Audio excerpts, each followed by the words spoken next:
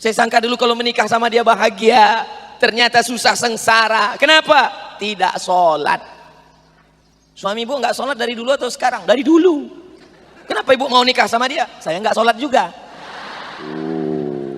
Tapi ada mobil yang parkir di depan diskotik, dugem, duduk sambil gemetar. Ada di tempat maksiat, nampaknya seperti rahmat, nampaknya seperti nikmat, tapi sebenarnya itu adalah istidraj, azab yang tertunda. Sholat nggak pernah, puasa nggak pernah, zikir nggak pernah, dekat ulama nggak mau, tapi rezekinya lancar, umurnya panjang. Itu bukan rahmat, itu yang paling mengerikan. Azab berbaju nikmat. Ini nampaknya Tuhan sedang lupa nih. Dia bilang lupa. Wa mallahu bighafilin amma yaf'alu zalimun. Allah tak akan pernah lalai, tak akan pernah lupa atas perbuatan orang yang zalim.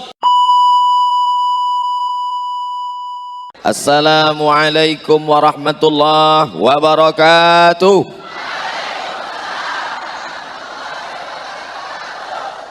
Alhamdulillahilladzi bi ni'matihi tatimmu shalihat. Wassalatu wassalamu ala sayyidis sadat wa ala alihi wa ashabihi ahlil fadaili wal karamat. Subhanaka la ilma lana illa ma 'allamtana innaka antal alimul hakim. Rabbi shrah li sadri wa yassir li amri wahlul 'uqdatam min lisani yafqahu qawli. Kenapa Ustaz Somad berdiri di sini? Karena Pak Bupati sudah di sana. Bajunya sudah sama, tempatnya mesti beda. Kenapa tidak berdiri di depan? Takut bahan hilang. Kita diajarkan dari kecil menghormati para habaib, para alim ulama. Mohon maaf saya gulung baju. Ternyata punya baju baru ini panas bawaannya. Ini baju baru, mereknya Casio. Casio orang. Masya Allah, tabarakallah. Mirip dengan baju Pak Bupati kan? Kainnya sama, casingnya sama, isinya beda. Beliau Bupati, Ustaz Somad LCMA, lagi cemas menghadapi anak-anak pesantren. Nah, makanya yang punya tanah sejauh mata memandang. Untuk apa disimpan suratnya lama-lama? Jual saja kalau tidak bisa. Jual hasilnya, serahkan ke pondok pesantren. Kalau bisa untuk dibangun di atasnya pesantren, mantap. Datang ke kiai, datang ke habib, datang ke ketua majelis ulama Indonesia, tanya berapa alumni dari Al-Azhar Kairo yang pulang tahun ini. Pak Ketua MUI, ya, berapa anak Al-Azhar yang pulang tahun ini? Ada 5, tolong yang 2 ke rumah, anak gadis saya ada 2. Setuju? Lihat curahan hati mereka. Jangan kau cari mantu karena kayanya, jangan kau cari mantu karena mobilnya. Boleh jadi belum lunas kredit. Kalau dunia kau kejar, akhirat akan melayang. Tapi kalau akhirat yang kau cari, dunia akan bersimpuh di bawah tapak kaki. Itu bukan dapat dari grup WhatsApp. Itu hadis Nabi Muhammad sallallahu alaihi wasallam. Bapak-bapak polisi yang mau cari menantu, cari tamat pesantren, akan bahagia. Cucu-cucumu akan hafal Quran insyaallah.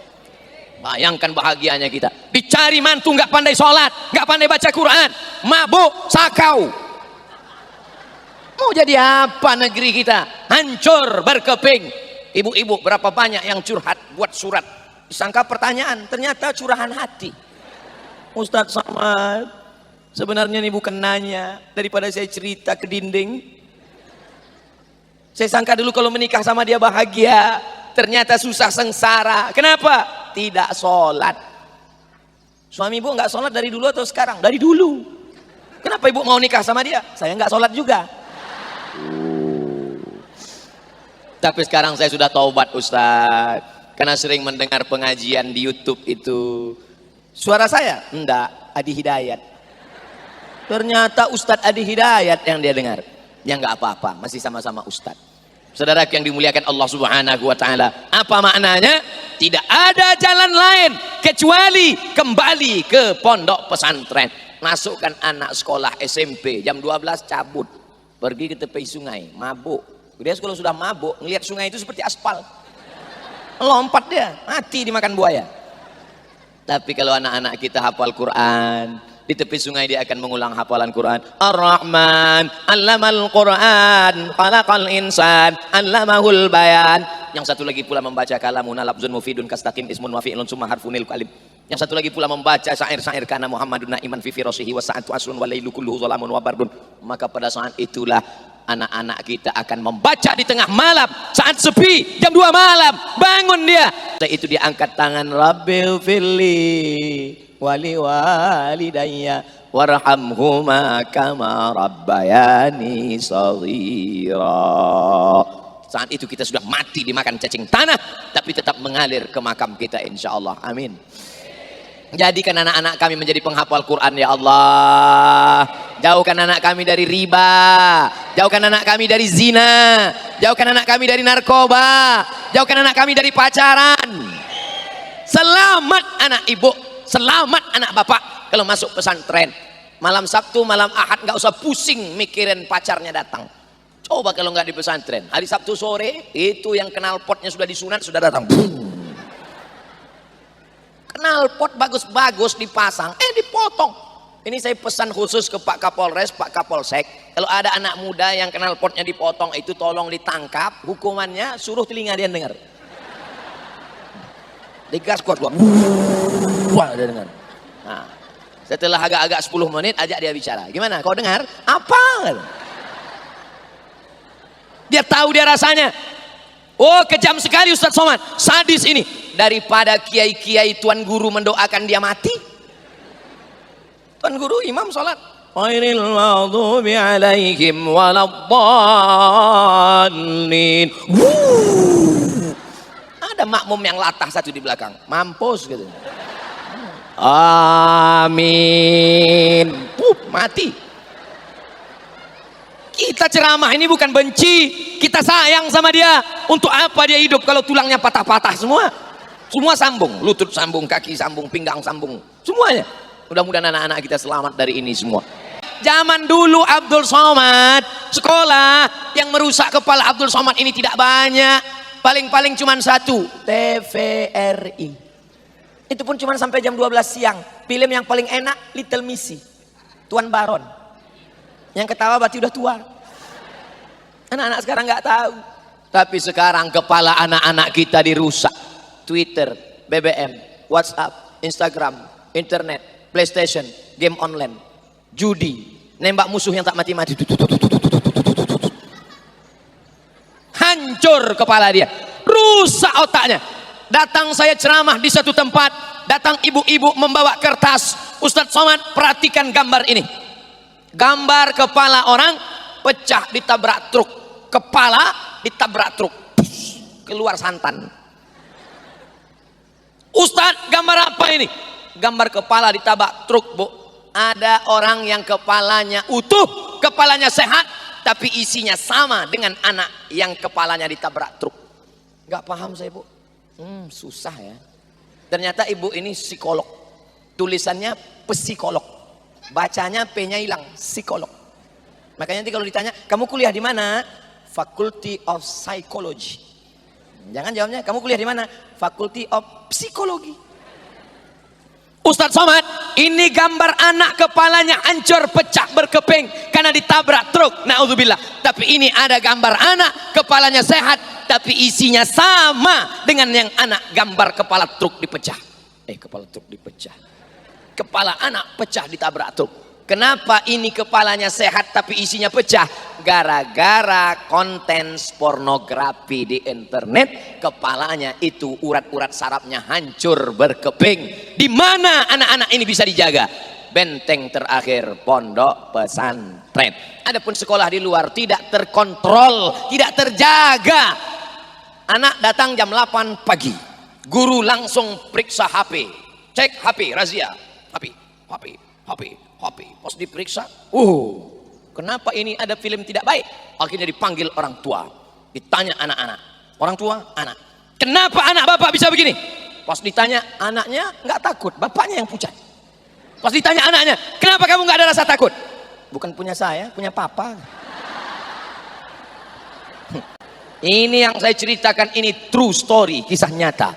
Tidak ada yang bisa menyelamatkan generasi bangsa ini kecuali pondok pesantren. Terserah orang mau mengatakan apa. Ada yang mengatakan pesantren sarang teroris, ada yang mengatakan pesantren cikal bakal radikalisme, ada yang mengatakan pesantren tempatnya orang-orang nahat, orang jahat, orang-orang nakal. Terserah. Yang penting saya azam tekad kuat, kapanpun sampai mati saya tetap mengatakan benteng terakhir pertahanan bangsa ini adalah pondok pesantren. Setuju atau tak setuju? Dulu Partai Komunis Indonesia ketika mereka ingin mengadakan kudeta menukar konstitusi Pancasila, mereka tidak setuju dengan sila pertama, ketuhanan yang Maha Esa. Karena kata komunis Tuhan itu tidak ada. Apa kata mereka? Tuhan tidak ada, yang ada hanya hantu. Tuhan. Kata mereka Tuhan dengan hantu itu sama. Tuhan tidak pernah menciptakan manusia. Manusialah yang menciptakan Tuhan dalam kepalanya, berhalusinasi. Tuhan itu hanyalah hayalan, Tuhan itu hanyalah imajinasi. Tapi ketika komunis datang ingin menggulingkan pemerintahan yang resmi, siapa yang mereka bantai pertama? Ulama mereka fitnah, ulama mereka culik, mereka congkel matanya, mereka bunuh. Fitnah-fitnah yang luar biasa. Hari berganti, musim berubah, isinya itu-itu juga. Maka kita harus tetap waspada. Siapa yang bisa mempertahankan NKRI ini, Negara Kesatuan Republik Indonesia akan tetap tegak berdiri kalau pondok pesantren masih tetap meneriakkan Allahu Akbar. Allahu Akbar. Islam rahmatan lil alamin. Bayangkan kalau setiap kerajaan-kerajaan Islam itu mau merdeka semuanya. Kerajaan Banjar Islam mau merdeka, kerajaan Siak kampung halaman saya Islam mau merdeka, kerajaan Delhi Islam mau merdeka, kerajaan Aceh Samudra Pasai Islam mau merdeka.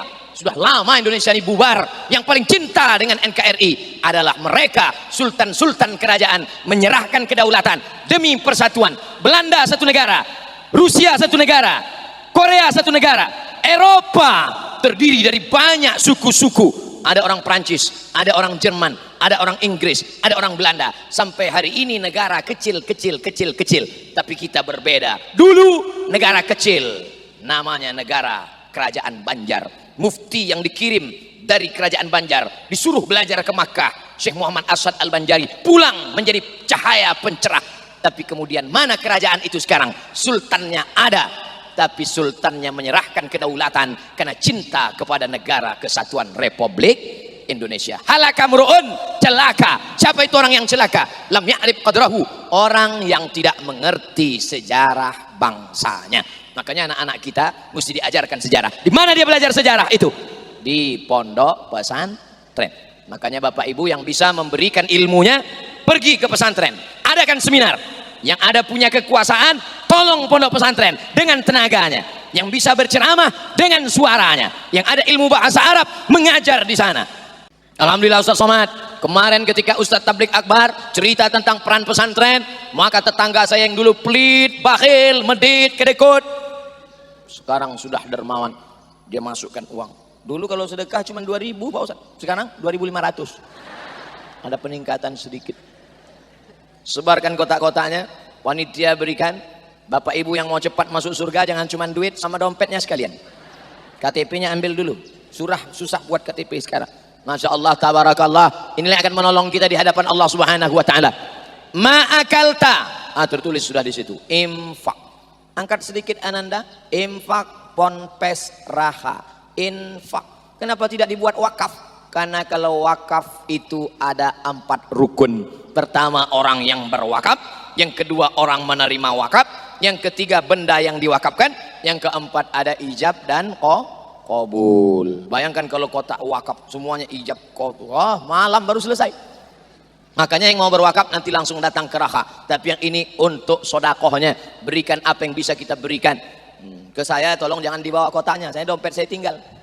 Nanti saya akan titipkan melalui panitia insyaallah. Saudaraku yang dimuliakan Allah Subhanahu wa Ta'ala, dawu mardakum, obati orang yang sakit di antara kamu bis sedekah, obati orang yang sakit dengan sodakoh, bukan somat, sodakoh. Kata Nabi SAW, kalau ada di antara kalian yang sakit, maka obati dengan sodakoh. Ke dokter, sudah. Spesialis jantung, sudah. Ke dukun, jangan. Nanti saya bilang ke dukun sudah, man ataka hinan, siapa yang datang ke dukun, fasaddaqahu bima yaqul, percaya pada ucapan dukun, falam tuqbal lahu salatun arba'ina lailah, tak diterima salatnya 40 hari 40 malam. Jangan datang ke dukun. Hai dukun-dukun, top kalian. Ustaz nunjuk siapa nih? Nunjuk kamera. Mudah-mudahan dukunnya nonton streaming. Wahai dukun-dukun, bertobatlah kalian sebelum kalian mati nanti sakaratul maut sudah tak lama lagi mendekat. Oleh sebab itu maka di antara cara berobat kata Nabi sallallahu alaihi wasallam, dau mardakum, obati orang yang sakit dengan sedekah. Nanti setelah bersedekah malamnya tawassul, ya Allah aku bertawassul kepada Engkau, berkat sedekahku maka sembuhkanlah anakku, berkat sedekahku hamillah istriku. Mana tahu, mohon maaf istrinya belum juga hamil, tapi jangan sampai jadi ngancam Allah. Ya Allah kalau ini sukses nanti aku bersedekah, tapi kalau enggak lulus sampai mati enggak sedekah. Nah, itu jangan. Allah tidak bisa diancam, tapi bertawassul dengan sedekah baik. Ya ayyuhalladzina amanu taqullah, hai orang-orang yang beriman bertakwalah kepada Allah, wabtaghu ilaihil wasilah, mencari wasilah kepada Allah. Bapak Ibu yang dimuliakan Allah Subhanahu wa taala, mudah-mudahan yang ada sakit-sakit pulang dari majelis ini diberikan Allah kesembuhan. Ya Syafi, wahai yang maha menyembuhkan. Ya Kafi, wahai yang maha mencukupkan. Ya Wafi, wahai yang maha menunaikan janji. Ya Mu'afi, wahai yang maha menyehatkan. Isfi mardana, sembuhkan saudara-saudara kami yang sakit ya Allah. Saya banyak orang lihat saya sakit, Ustaz sehat, Ustaz makan obat apa? Saya tak ada makan obat apa-apa. Tadi minum teh manis, air putih, makan nasi kuning, makan nasi putih. Masya Allah, tabarakallah. Dengan Ustaz ini bebek nggak pakai tulang. Wow, amazing. Di tempat lain kita makan sop tulang nggak ada daging. Di Amontai makan daging nggak pakai tulang. Luar biasa. Ini akan saya bawa pulang nanti. Bukan dagingnya, ceritanya. Kalian mau makan daging nggak pakai tulang, bebek nggak pakai tulang, di mana? Datang ke Amontai. Ongkosnya Pak Ustadz, mana aku tahu. Saudara yang dimuliakan Allah Subhanahu wa taala, maka banyak-banyak sedekah. Ada 3 orang terjebak di dalam gua, hujan gerimis turun, mereka pun berteduh. Ketika berteduh dalam gua, tiba-tiba menggelinding batu besar dari atas, menggelinding batu besar turun tepat menutup pintu gua. Gelap. Bagaimana rasanya gelap? Pejamkan mata. Gelap. Kita sekarang kalau gelap tinggal buka HP, terang, senter ada. Di saat itu tidak ada, gelap. Bagaimana caranya? Tidak ada lain kecuali berdoa, bertawassul kepada Allah. 3 orang, yang satu berkata, ya Allah, aku punya pembantu, pembantuku itu mau ambil gajinya, tapi kemudian dia pergi entah kemana. Gajinya itu aku belikan ke kambing, kambingnya beranak pinak, bercucu cicit, kambingnya banyak berkembang. Dan ketika aku lihat pembantuku itu datang, aku panggil dia, hai pembantu, come here a minute, sini sebentar pembantu, ini semua kambing-kambingmu. Hah? Dari mana saya punya kambing? Dulu gajimu tidak kau ambil, aku belikan ke kambing-kambing, ini semua kambingmu, ambil semuanya. Akhirnya pembantuku itu mengambil kambing itu semuanya ya Allah. Tapi parah juga dia, satu pun tak ditinggalkannya, habis semuanya diambilnya. Ya Allah, kalau memang ini bernilai sedekah, bukakanlah pintu gua ya Allah. Terbuka pintu gua karena tawassul kepada Allah. Makanya kalau ada Bapak Ibu pernah sedekah 1 kandang kambing, tawassul, ya Allah berkat sedekahku 1 kandang kemarin, maka bukakanlah pintu keberkahan kesehatan insyaallah. Saudara yang dimuliakan Allah Subhanahu wa taala, apakah yang dikatakan Al-Mukarram, Tuan Guru Al-Ustaz Abdul Somad lebih ikhlas? Belum tentu. Boleh jadi setelah ceramah dia langsung buka HP, lihat berapa like, berapa share. Abdul Somad between haters and lovers. Artinya apa? Kita senantiasa menjaga diri, menjaga hati. Uang sudah disimpan 100.000, diremuk-remukkan supaya orang nggak ngelihat. Nanti kalau kotak lewat aku berikan. Tiba-tiba begitu kotak lewat datang tersirat di hati, jangan, nanti kau ria, kau sombong. Kotak lewat nggak jadi. Saat itu setan sudah berhasil. Apa kata setan? Alhamdulillah. Setan kok alhamdulillah? Apa kata setan? Alhamdulillah iblis. Segala puji untuk iblis. Iblis itu bos dia, dipuji-pujinya selalu. Nama bosnya iblis, nama anak buahnya setan. Makanya setan ada bentuk jamaknya. Setan 1, 2 syaitoni, 3 syayatin. Iblis only one, mana dia saja 1. Adapun yang kita baca ayat kursi bisa mati, baca ayat kursi, tiba-tiba bangun pagi ada debu-debu, berarti dia mati terbakar. Itu adalah setan. Sedangkan iblis nanti sampai hari kiamat. Kalau untuk selevel-level kita ini, iblis nggak mau turun tangan. Cukup ya setan kelas-kelas ekonomi aja lah. Menggoda waktu ustadz pengajian, ada yang ngantuk, itu bukan urusan iblis. Set ente aja lah. Setan. Nah, itu urusan ente. Maka dibawanya lagi kipas. Nina bobo, oh Nina setan. Tapi alhamdulillah dari ujung ke ujung mata saya melihat tidak ada satupun yang mengantuk. Luar biasa. Yang mulai ngantuk nah. Orang kalau dengar pengajian menguap, itu dua kemungkinan. Pertama digoda setan, kedua cacingan. Kurang gizi. Orang amuntai tidak mungkin kurang gizi. Makanannya bergizi. Apa makanannya? Bebek tanpa tulang. Apa makanannya? Ikan haruan. Apa makanannya? Nasi kuning pakai santan. Apa makanannya? Nasi pakai kelapa, pakai bungkus. Namanya saya lupa. Apa makanannya? Ikan asin sapat. Masya Allah. Ternyata ada sapat di Indragiri Hilir, di Tembilahan, ada nama kampung Sapat. Maka dikenal dengan Datuk Sapat. Syekh Abdurrahman Siddiq Al-Banjari itu dikenal dengan Tuan Guru Sapat. Saya baru tahu di sini rupanya nama ikan. Ikan sapat. Jadi di sana dulu banyak ikan sapat. Dulu, sekarang ikan-ikan itu sudah mati gara-gara menangkap ikannya pakai racun. Dulu orang nangkap ikannya pancing, nangkap ikannya pakai jala, nangkap ikannya pakai perangkap. Sekarang disebar racun, limbah-limbah pabrik. Bukan cuma ikan itu yang mati, cucu-cucunya pun mati semua. Nanti kita tidak lagi bisa 20, 30, 40, 50 tahun yang akan datang, kita tidak lagi bisa bercerita tentang sapat. Kita hanya bisa bercerita dulu.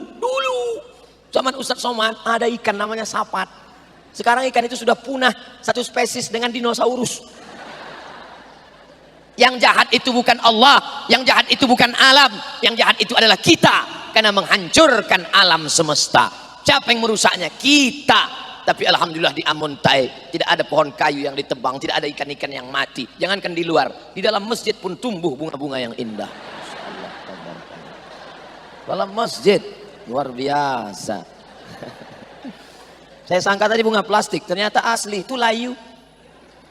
Yang ini plastik, itu asli.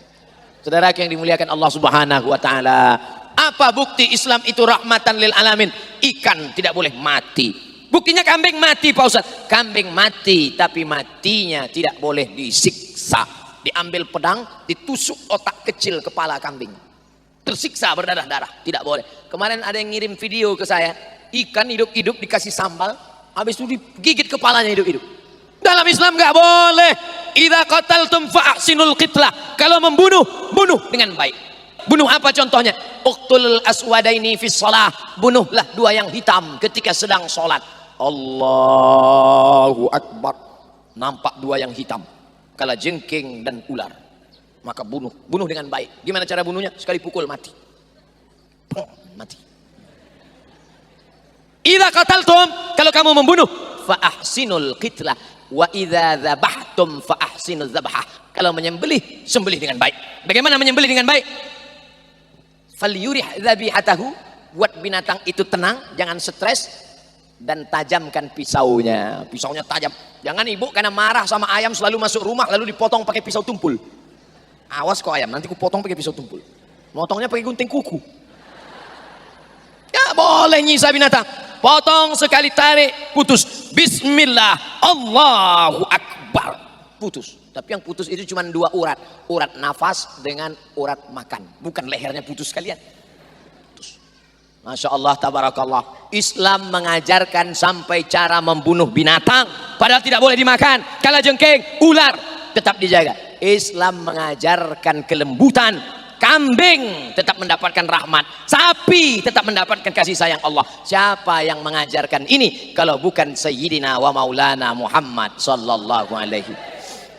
Ustadz kok cerita kambing, cerita ayam, cerita sapi, cerita ular, cerita kalajengking, sedangkan ular dan kalajengking saja dapat rahmat kenangan kedatangan dia, apalagi kita manusia. Maka kita berbahagia dengan kelahiran dia, menyambut kedatangannya. Apa kata Imam Al-Baihaqi ketika menafsirkan ayat wa dzakirhum bi ayyamillah, wa dzakirhum, ingatkan mereka bi ayyamillah.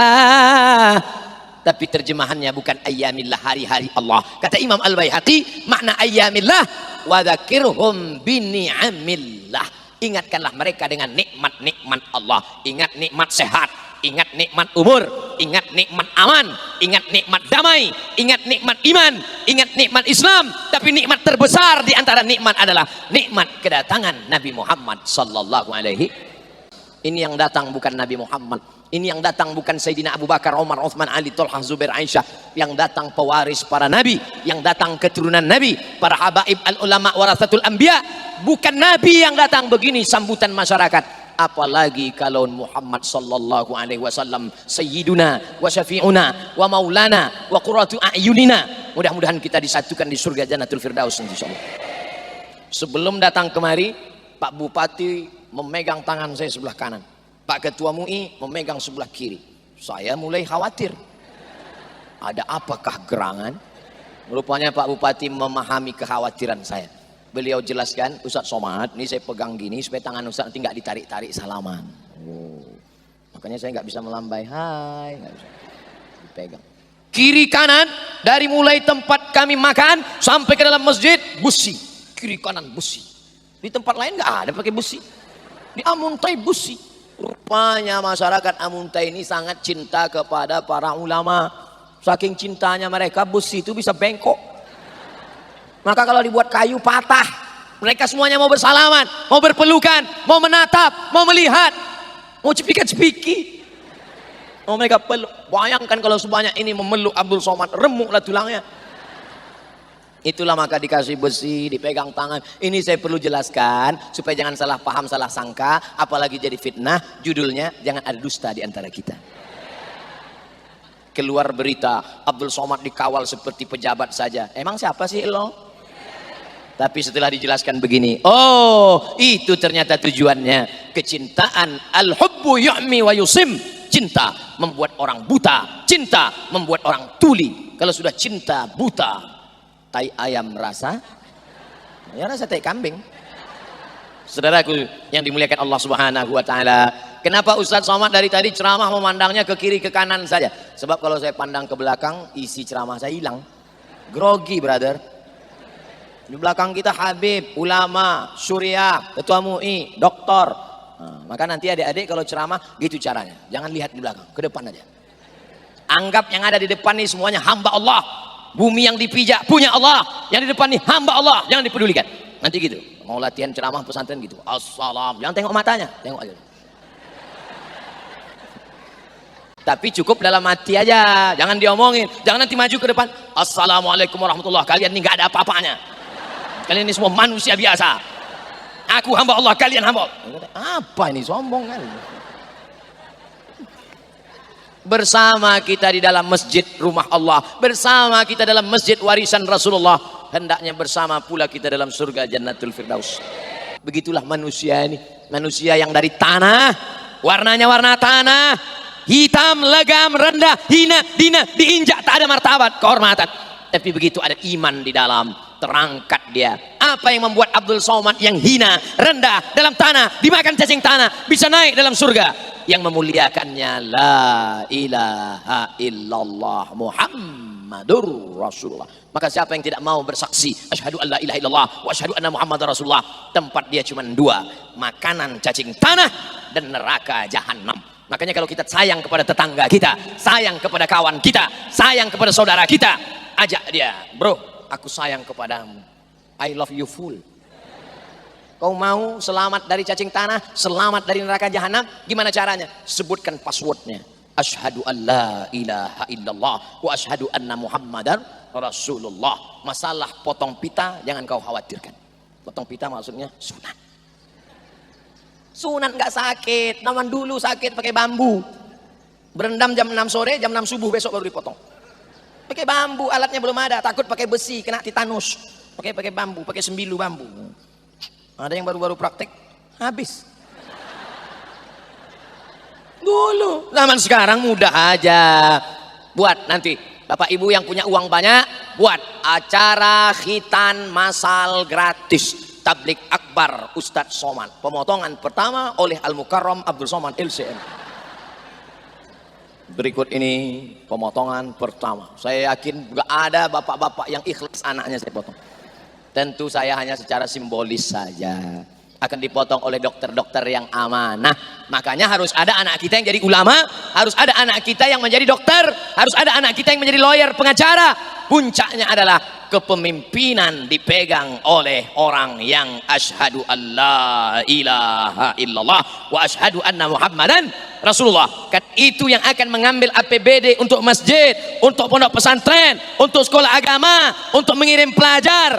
Kalau tidak, na'udzubillah, apa yang musibah terjadi tidak tahu di depan mata kita ke depan bagaimana. Tanamkan akidah ahlus sunnah wal jamaah. Apakah Bapak Ibu mau anaknya kaya tapi nggak sholat?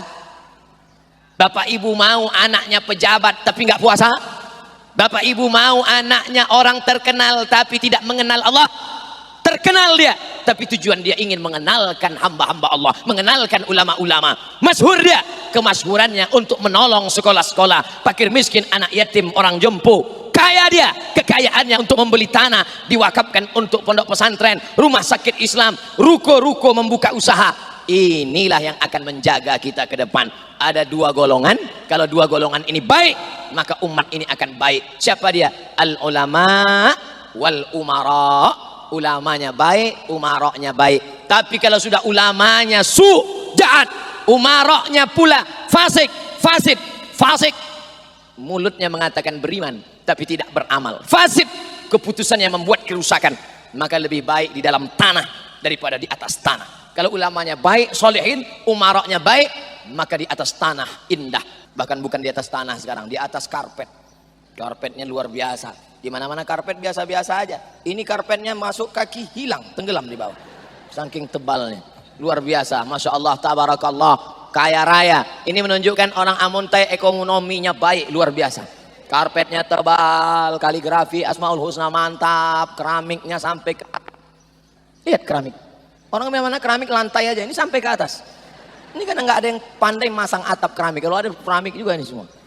Maka ini semua harus kita laksanakan sebaik-baiknya ke depan sesuai dengan doa yang diajarkan Allah dalam Al-Quran. Rabbana atina fid dunya hasanah wa fil akhirati hasanah wa qina adzabannar. Saya mulai ceramah tadi jam 9, sekarang sudah jam 10 lewat 10. Berarti saya sudah ceramah 70 menit. Ini sudah keluar dari kode etik 600 ml. Kenapa tak serasa ceramah di Amuntai? Karena jamaahnya ngerti, paham, nyambung.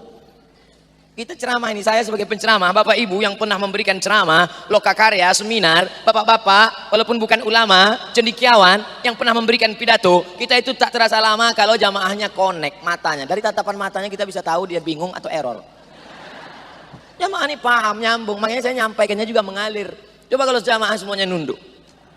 Jamaah sekalian, emang pernah Ustadz dibuat orang begitu? Pernah. Kapan? Ceramah jelang berbuka puasa.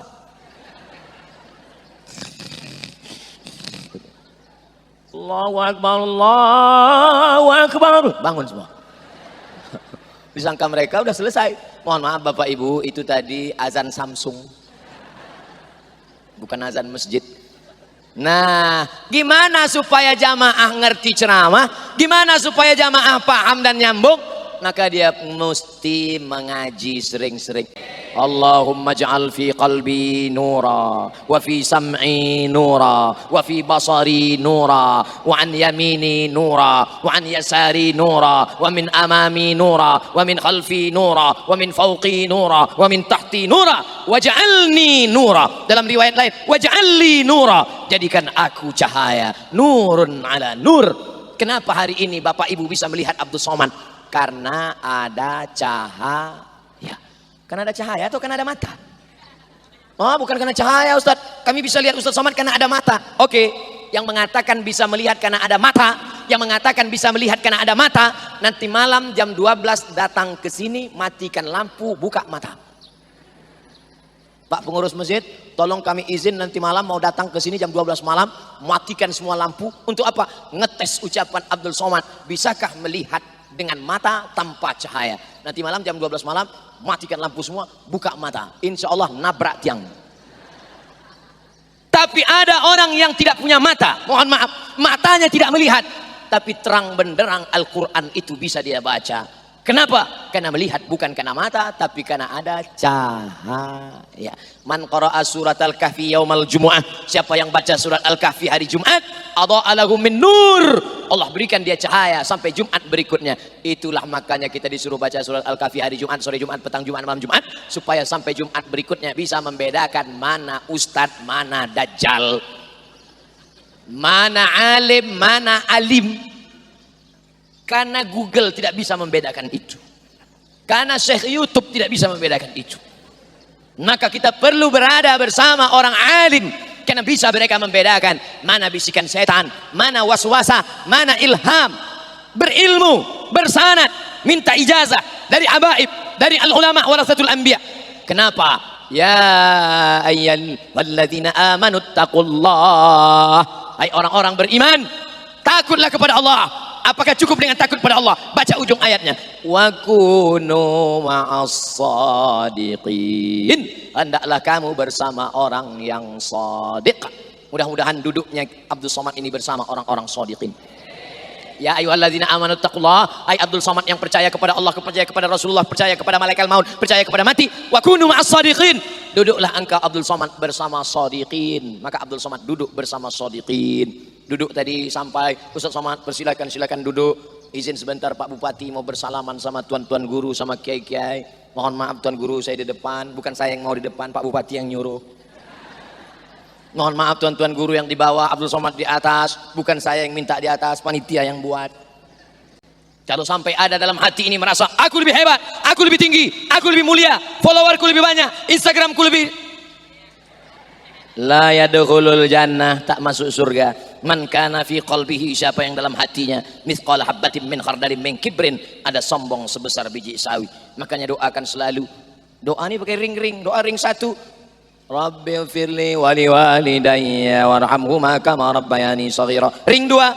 Rabbana hab lana min azwajina wa dzurriyyatina qurrata a'yun waj'alna lil muttaqina imama. Ring tiga. Rabbana hab lana minas shalihin. Ente kok enggak berdoa? Tiga-tiga ring enggak ada Pak Ustaz. Emak ayah udah meninggal. Calon saya jombloan fisabilillah. Doa saja. Tak tahu entah di langit keberapa doa itu tersangkut. Dibawakan malaikat insya Allah. Maka jangan pernah berhenti berdoa. Ini banyak sekarang orang nggak mau berdoa lagi. Selesai sholat, assalamualaikum warahmatullahi, assalamualaikum warahmatullahi. Macam ayam nampak padi. Ente nggak berdoa? Ah, doa yang lama aja belum kabul Pak Ustaz. Oh, lihat tadi. Sedangkan para ulama, para habaib, tuan-tuan guru ketika Abdul Somad berdoa mereka tetap angkat tangan. Padahal mereka bisa berdoa sendiri. Kenapa Abdul Somad yang baca doa mereka minta tangan, angkat tangan, menengadah kepada Allah Subhanahu wa taala? Karena rendah hati, rendah diri, rendah jiwa. Kita ini tak ada apa-apanya. Man tawadha'a, siapa yang merendahkan hatinya, merendahkan dirinya, illa rafa'ahu Allah, maka Allah akan mengangkat derajatnya. Maka kita rendahkan diri, rendahkan hati, rendahkan jiwa di hadapan Allah yang Maha Tinggi, Maha Agung, Maha Mulia. Allah akan mengangkat derajat kita dan anak-anak kita insyaallah. Amin. Walau anna ahlal qura amanu, kalau penduduk Amontai ini beriman, wattaqau, takut kepada Allah. Syaratnya tak banyak. Pertama iman, yang kedua takwa. La fata'na alaihim barakat, kami akan bukakan barokah minas sama, dari langit, wal ard, kami bukakan berkah dari langit, turun hujan, kami berkahkan bumi, maka tumbuh tanam-tanaman. Digali orang tempat lain, digali keluar tanah, digali keluar pasir, digali keluar batu, tapi begitu digali keluar barokah. Tapi tidak semua yang tampaknya seperti rezeki itu barokah. Ada juga nampaknya rezeki tapi menjadi laknat. Mobil-mobil yang di luar itu insya Allah semuanya rahmat, karena punya mobil dibawa ke masjid. Motor-motor yang di luar itu insya Allah semuanya rahmat, karena motornya parkir di depan masjid. Tapi ada mobil yang parkir di depan diskotik, dugem, duduk sambil gemetar. ada di tempat maksiat. Nampaknya seperti rahmat, nampaknya seperti nikmat, tapi sebenarnya itu adalah istidraj, azab yang tertunda. Salat nggak pernah, puasa nggak pernah, zikir nggak pernah, dekat ulama nggak mau, tapi rezekinya lancar, umurnya panjang. Itu bukan rahmat, itu yang paling mengerikan. Azab berbaju nikmat. Ini nampaknya Tuhan sedang lupa nih. Dia bilang lupa. Wa mallahu bighafilin amma yaf'alu zalimun. Allah tak akan pernah lalai, tak akan pernah lupa atas perbuatan orang yang zalim.